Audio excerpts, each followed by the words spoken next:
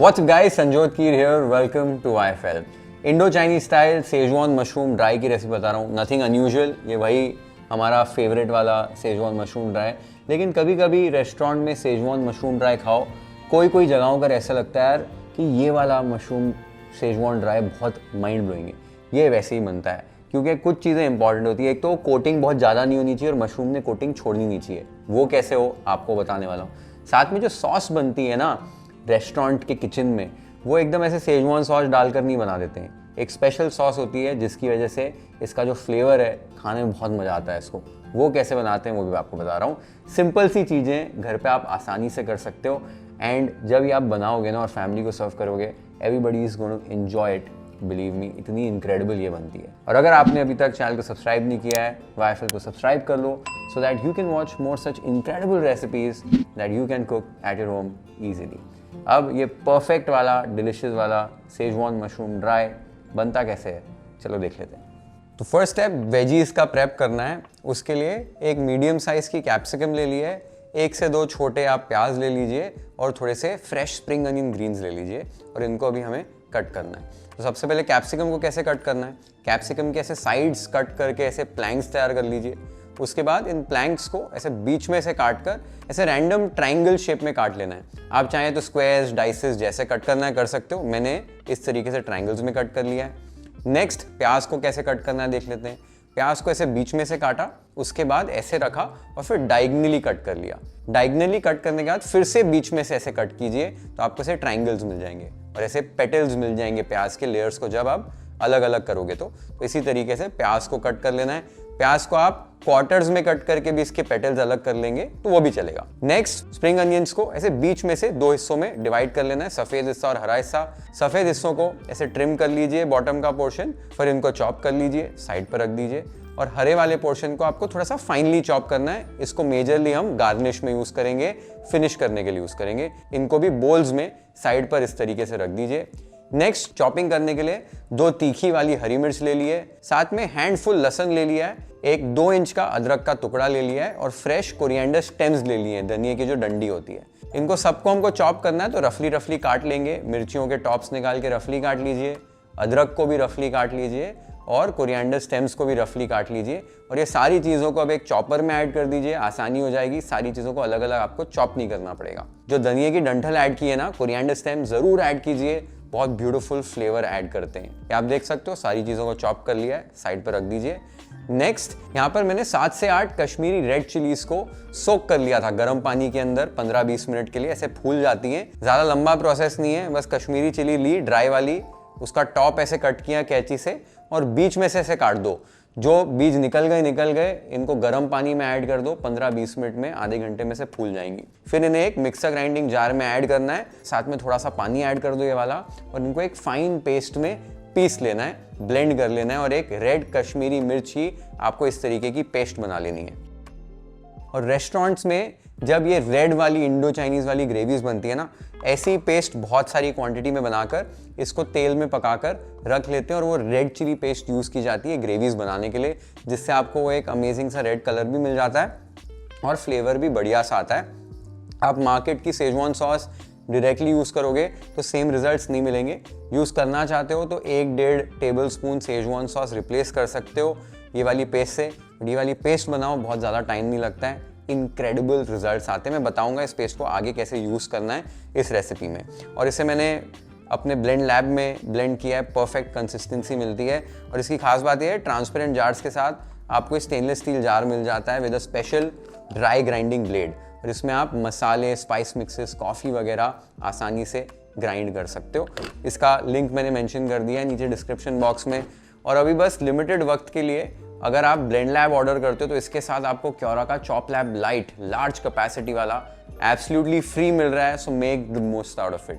एक बार अभी आपने ये पेस्ट तैयार कर ली, इसको यूज़ कैसे करना है आगे मैं आपको बताऊंगा. तो नेक्स्ट स्टेप मशरूम्स का प्रेप करना है. मैंने 400 grams to 500 grams button mushroom लिए हैं यहाँ पर. अच्छी क्वालिटी के साफ सुथरे एकदम बटन मशरूम्स लीजिए. ताकि आपको इन्हें बहुत साफ नहीं करना पड़े। एक बार धोकर आपने इनको वाइप कर लेना है, एकदम परफेक्ट तरीके से ये साफ हो जाते हैं। इन्हें अब काटना कैसे वो आपको दिखा देता हूँ। आपको पहले तो मशरूम की स्टेम को ट्रिम कर लेना है, और फिर अगर मशरूम मीडियम साइज का हो, छोटा हो, तो उसको ऐसे बीच में से 2 पार्ट्स में, 2 हाफ्स में डिवाइड कर लीजिए।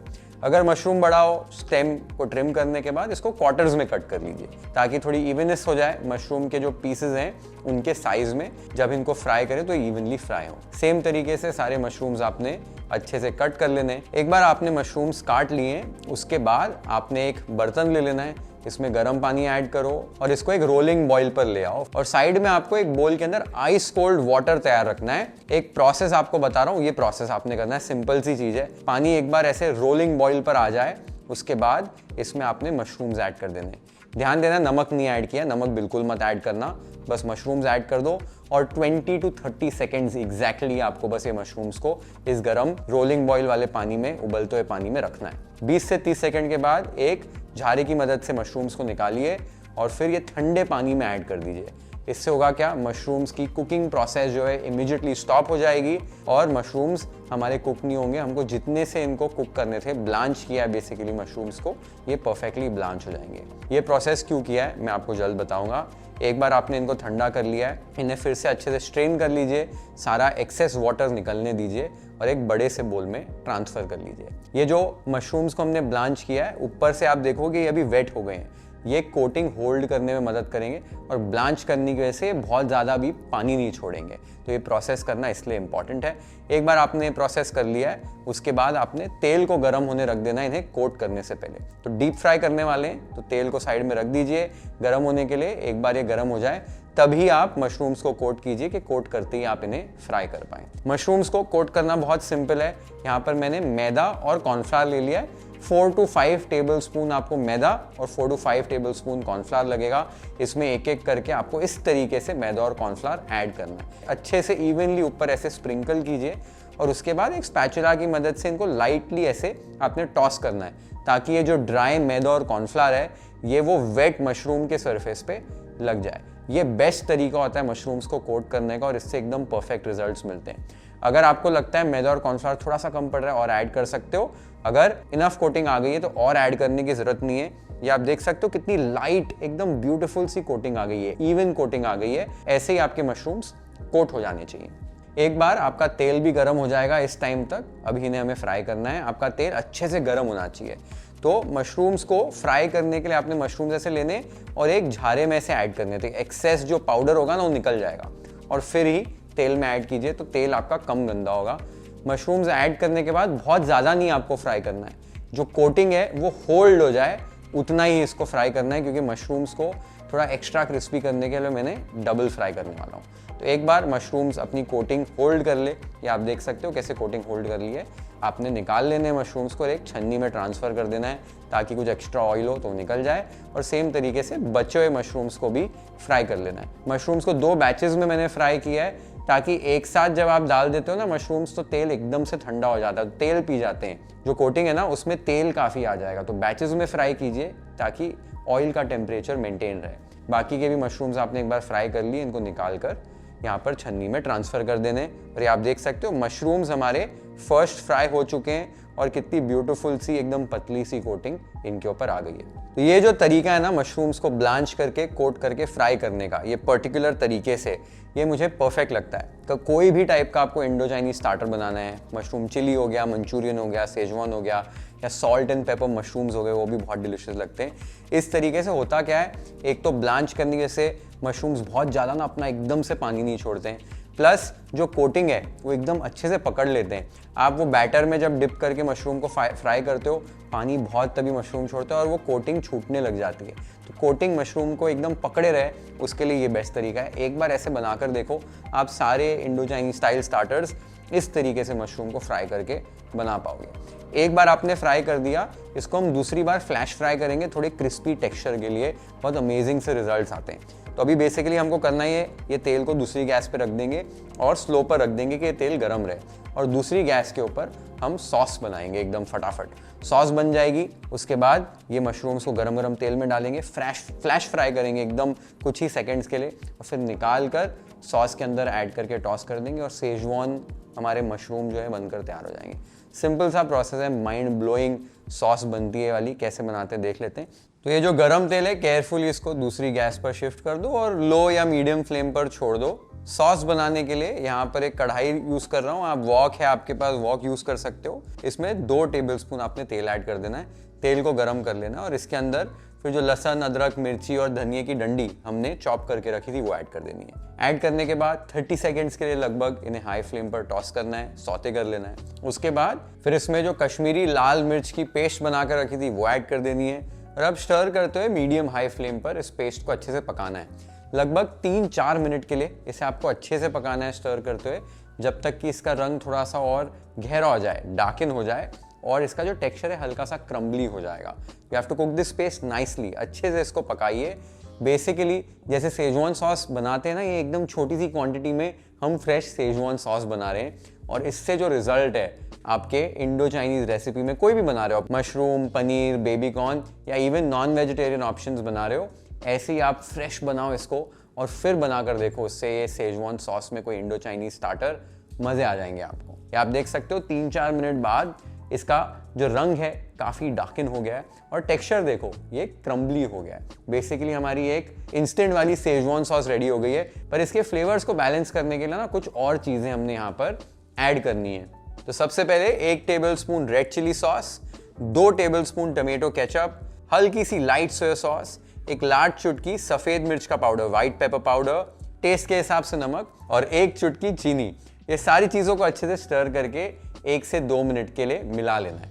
बेसिकली रेड चिली सॉस से हल्की सी और स्पाइस और हल्की सी खटास आएगी क्योंकि उसमें विनेगर होता है। टमेटो केचप की जो स्वीटनेस है और टैंगीनेस है उससे सॉस एकदम बढ़िया तरीके से टैंगी हो जाएगी। तो ये सारी चीजें आपने ऐड करनी है और आपकी सॉस एकदम परफेक्ट बनेगी। 1 से 2 मिनट के बाद इसे कुक करने के बाद इसमें हल्का सा आपने गर्म पानी ऐड करना है इसकी कंसिस्टेंसी एडजस्ट करने के लिए और थोड़ी सी सॉस हमको बढ़ानी है ताकि ये अच्छे से मशरूम्स को कोट कर पाए। एक बार आपने इसकी कंसिस्टेंसी ढीली कर दी, अब इसको थिक करना है फिर से, क्योंकि तो ही वो अच्छे से मशरूम्स को कोट करेगी ये सॉस।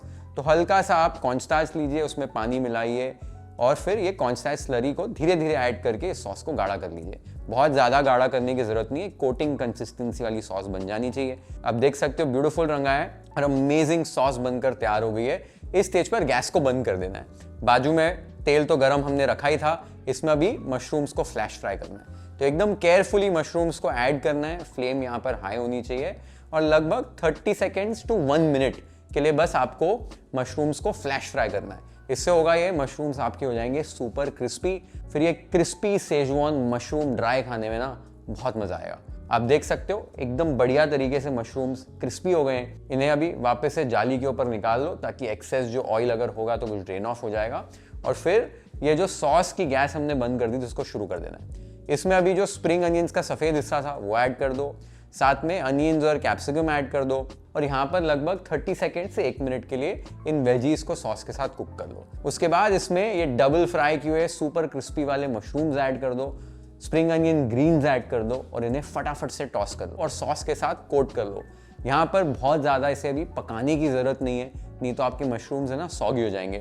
बट मशरूम्स को हमने जिस तरीके से फ्राई किया है बिल्कुल कोटिंग छूटेगी नहीं, एकदम क्रिस्पी मशरूम बनेंगे और परफेक्ट सेजवान मशरूम ड्राई बन जाता है। Look at that, it looks so beautiful. Perfect Schezwan mushroom dry बनकर तैयार हो गया है। Let's plate it YFL style.